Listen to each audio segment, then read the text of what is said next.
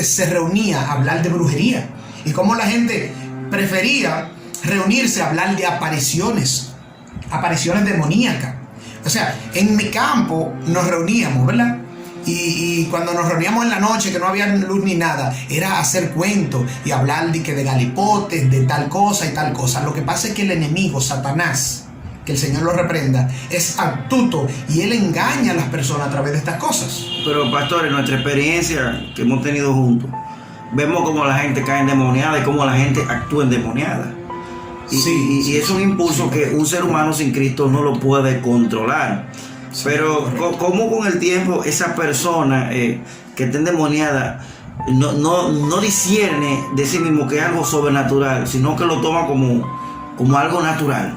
Bueno, lo que pasa es que los demonios habitan en los cuerpos y a veces habitan de generación en generación en algunas familias. Y ellos adoptan a veces hasta el habla de esa persona. Ahora bien, quien enseñó más acerca del ministerio de la liberación de demonios, de que las personas caían endemoniadas, echando espumarajos, revolcándose en el suelo, ¿quién fue? Fue Jesús. Amén. Jesús fue que enseñó a esa iglesia naciente, o esa iglesia que iba a nacer, y a sus discípulos, a sus apóstoles, a bregar con los endemoniados para que sean libres, porque el poder de Satanás tenía cautivo, amarrado a los seres humanos. Sí, porque había un endemoniado que dice que donde pasaba la gente salía corriendo, rompía cadenas y todo. Claro, el endemoniado de Gadara, el gadareno. Sí, incluso se le llama el endemoniado gadareno. No se dice ni siquiera su nombre, ni quién era, sino que se le reconocía por la ciudad. Parece que esa era la persona más endemoniada en esa ciudad completa. Pero váyase más lejos, porque los demonios también tienen hay un número de demonios. Menciona usted que es una legión de demonios, una legión. Bueno, un ser humano que puede tener una legión de demonios. Hay gente que no cree cuando usted dice, mira, usted tiene una legión de demonios. Como que subestiman eso, pero ¿a cuánto equivale una legión de demonios según la Biblia? Realmente el término legión se utilizaba es una terminología militar en ese momento de Roma, que estábamos hablando por lo menos un promedio de 2.000 soldados, era una legión de soldados. Entonces, es decir, que ese hombre tenía, vamos a decir, un promedio de 2.000 demonios. O sea, un ser humano puede tener 2.000 demonios. Imagínense, yo no lo dudo, porque el que hace esas atrocidades que aparecen, esos asesinatos, esa violación y cuantas cosas que... Bueno, no puede ser su cabal. Fíjate, el ejército celestial,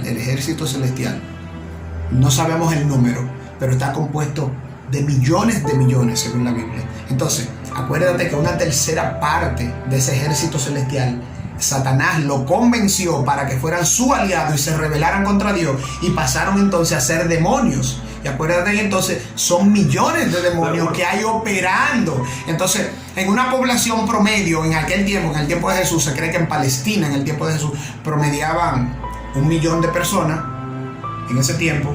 Entonces, imagínate si ahora casi todo el mundo está endemoniado y somos miles de millones de personas en la tierra.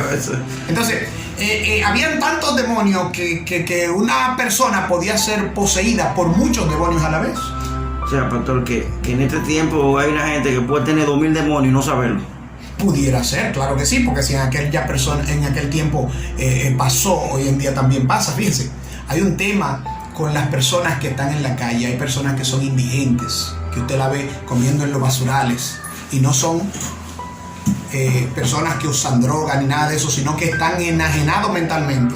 No todos, pero hay muchas personas que lo que le llamamos locos, que lo que pasa es que le pasa como el endemoniado gadareno, porque era una situación similar. El endemoniado gadareno vivía en los sepulcros, andaba sin ropa, lo amarraban con cadenas y la rompía, lo amarraban con soga y la rompía. Era un loco como lo que nosotros vemos en este tiempo. Entonces, hoy día hay personas también que su problema es de demonio. Entonces, la iglesia carece de unción o carece de fe, o qué es lo que pasa, que los demonios están operando tan fuertemente y aparentemente el mensaje no está teniendo el poder, porque por ejemplo donde llegaba Jesucristo había un sacudimiento. Fíjese que cuando Pablo y Silas van a predicar, le decían, estos son los que trastornan al mundo. ¿Pero qué trastornaban ellos? El mundo de los espíritus, porque el que estaba endemoniado se sentía bajo presión cuando llegaba Pablo. Pero ahora llegan líderes, predicadores, y mejor se están coreando con gente que están endemoniada y no pasa nada. Entonces, ¿cuál es el problema? Bueno, mire,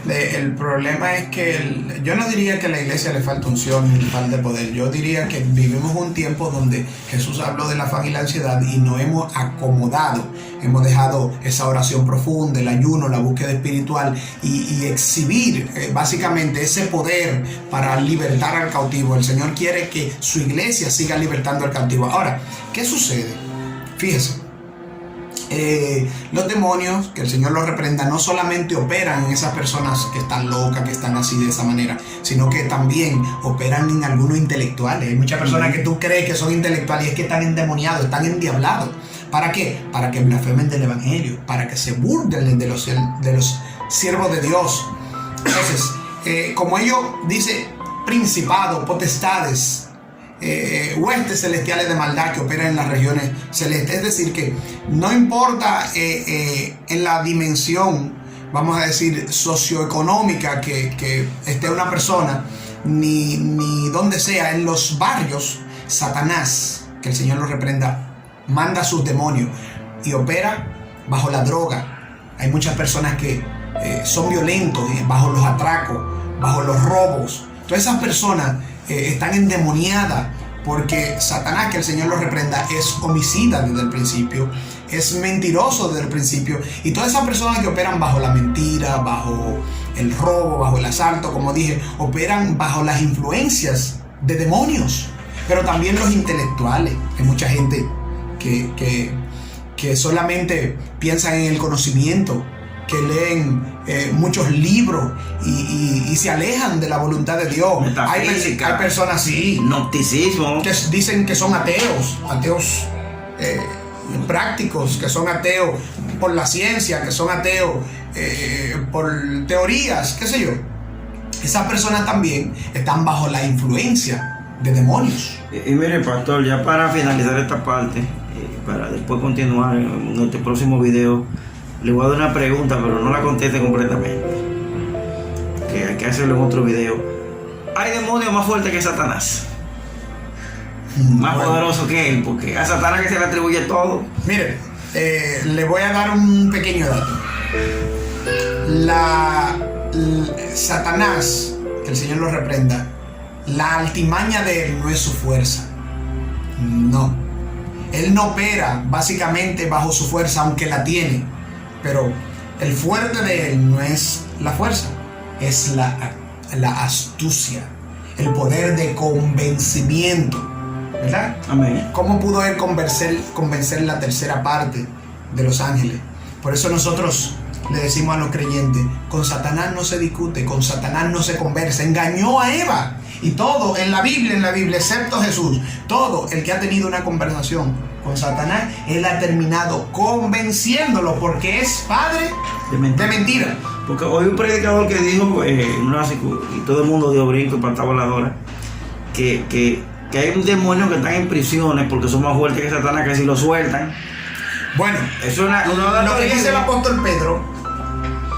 El apóstol Pedro habla, pero no dice cuál es la razón por la cual ellos están en prisiones de oscuridad. Hay demonios que están encadenados, que ciertamente son fuertes, tienen poder, pero acuérdese que en el reino celestial, así como hay principados, potestades, es una jerarquía y tienen todas sus funciones. Asimismo, hay demonios que eran ángeles que Satanás engañó, que tenían otras funciones, ¿verdad? Que la Biblia no lo dice y que nosotros desconocemos, porque en el reino celestial todo está organizado. Amén. Y todo cumple la función para la cual Dios los encomendó y los diseñó.